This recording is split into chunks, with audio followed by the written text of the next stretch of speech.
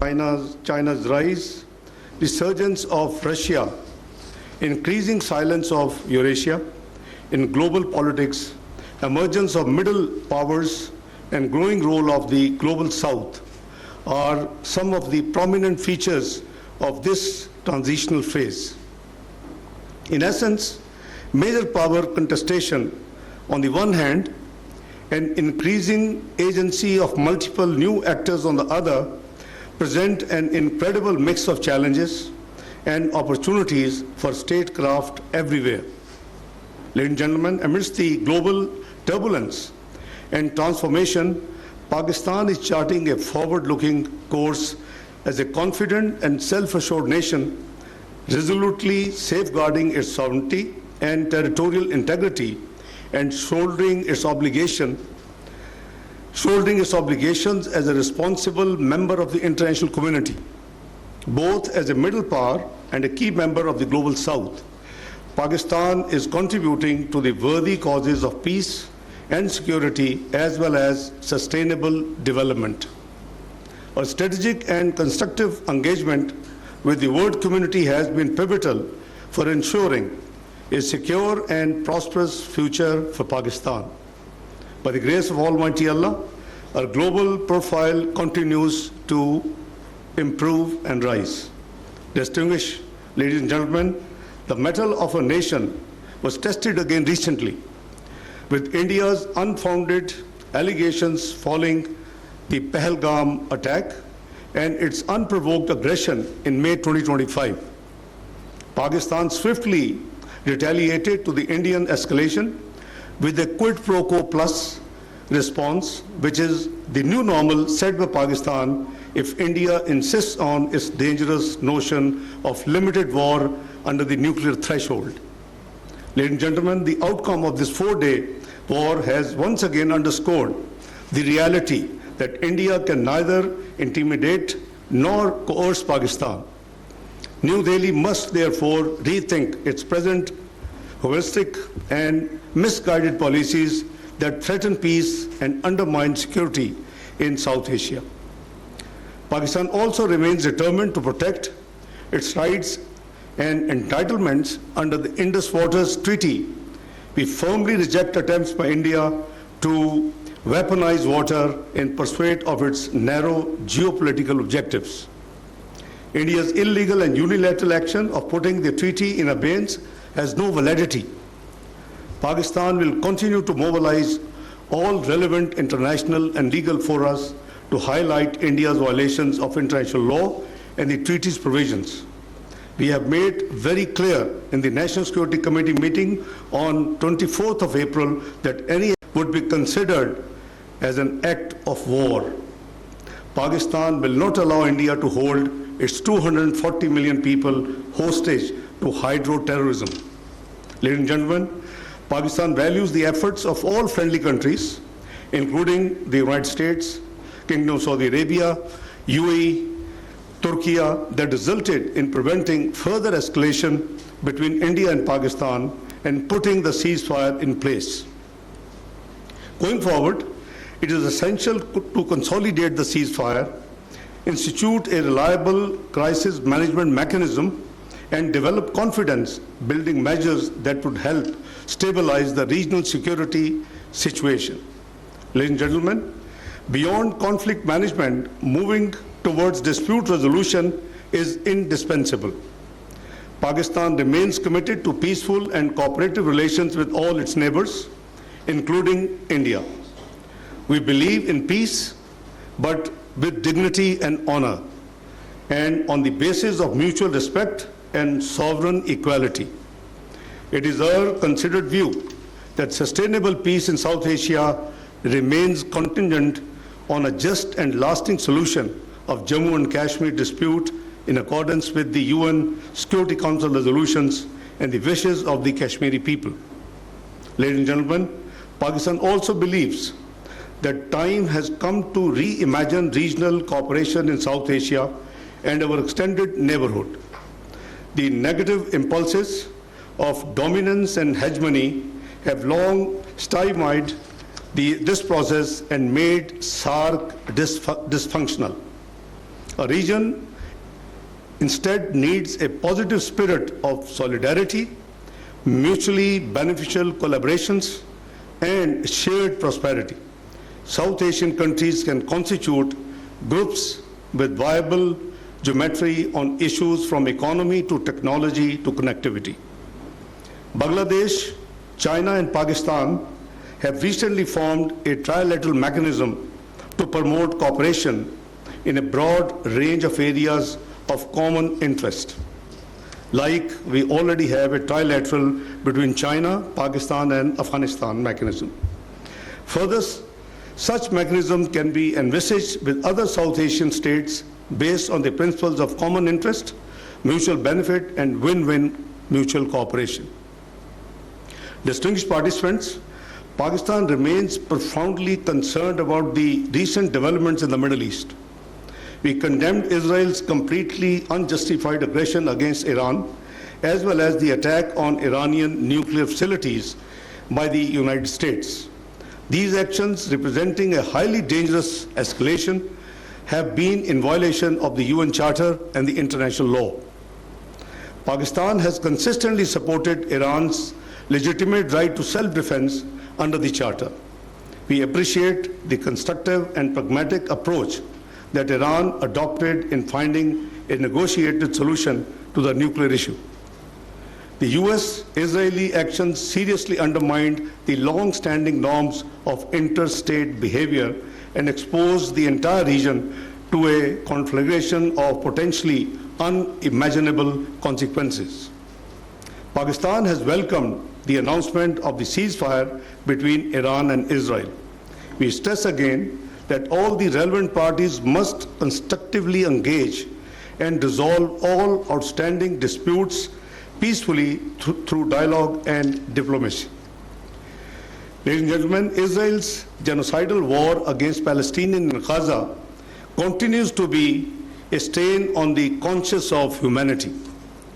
The wanton killing of children and women, use of starvation as an instrument of war, mass destruction of homes, schools and hospitals and critical infrastructure, and deliberate targeting of humanitarian workers have no parallels in the world history. These actions cannot be condoned enough and cannot be condemned enough. The international community must mobilize to stop Israel from its murderous course and persuade it to pursue a path of reason. Palestinians must be granted their inalienable right to self-determination.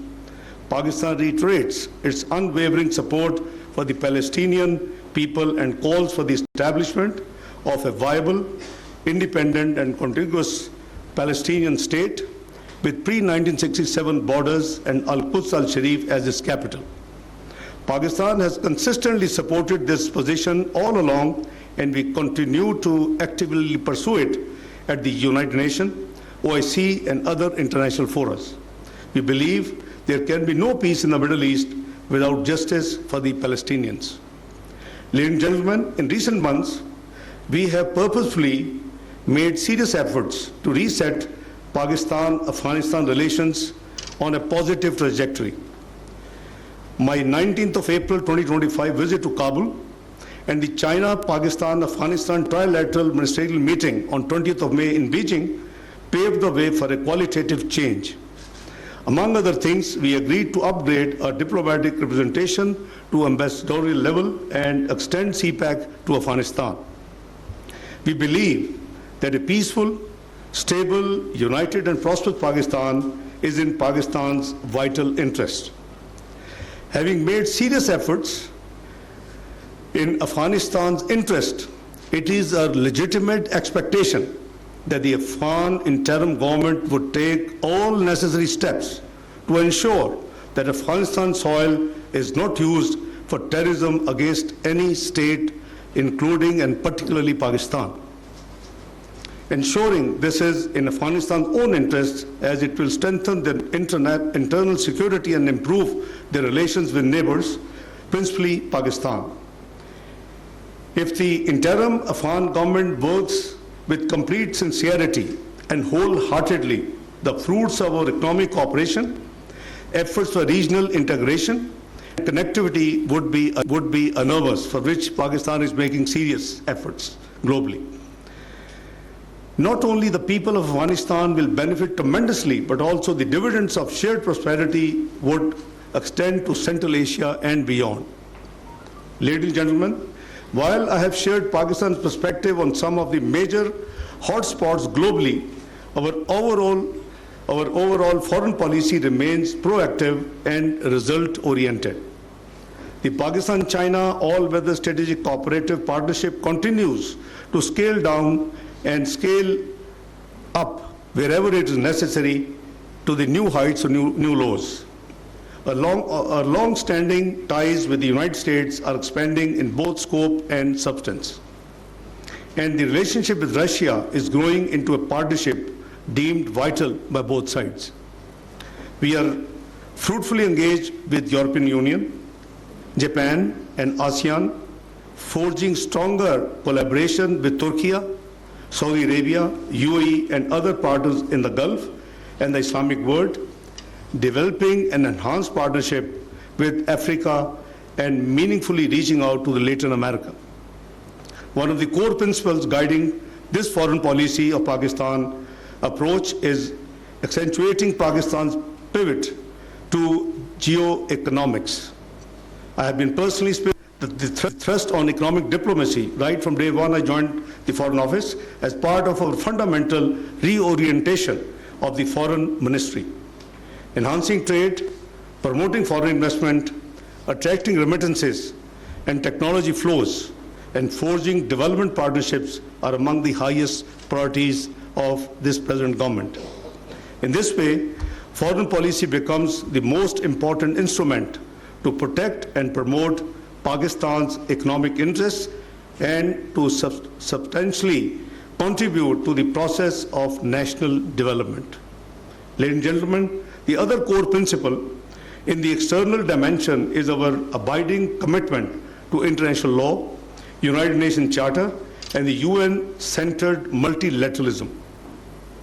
This is of utmost importance for effectively addressing the world's complex, interconnecting threats and challenges pertaining to peace and security, climate change and sustainable development, terrorism and transnational crimes, strategic stability, and destructive arms races, misinformation and disinformation, and Islamophobia and interfaith harmony.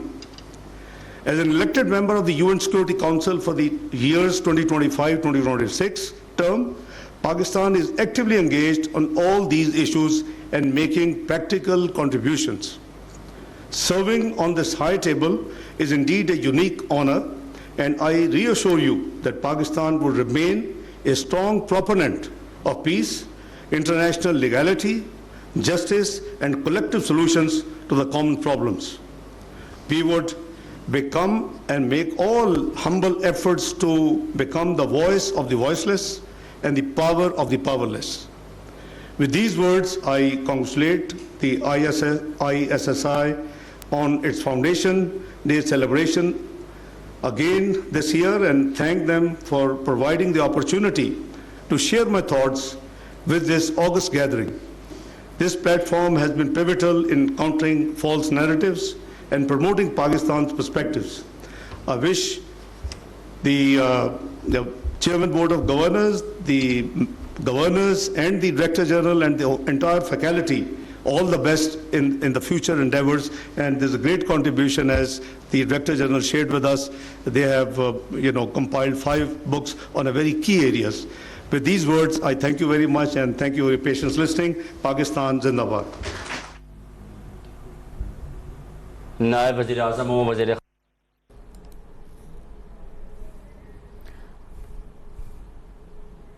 आप बराह रास्त मुलाहिज़ा कर रहे थे। इस्लामाबाद में नायब वज़ीर आज़म और वज़ीर ख़ारजा इशक़ डार तकरीब से खिताब कर रहे थे।